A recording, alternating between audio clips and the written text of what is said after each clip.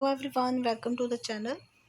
सो guys JKSS week में admit card issue कर दिए हैं जिनका टाइपिस्ट टेस्ट होना था, जो उर्दू शॉर्ट हैंड टेस्ट होना था। ठीक है, उनके लिए तो इनकी जो डेट नोटिफाई की है वो कब की है, 7 अगस्त 2024 की है।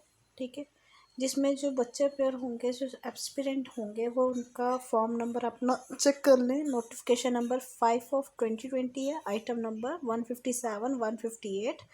और इसी के साथ नोटिफिकेशन नंबर 7/2020 का आइटम नंबर जो है वो 330 है।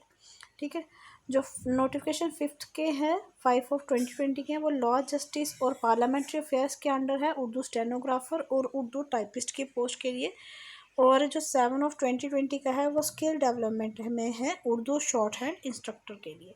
तो ये इसके जो एडमिट कार्ड हैं ये आपको इशू हो जाएंगे कल शाम से ही। ठीक है, तो be ready and go for your test. Thank you. Keep watching the channel.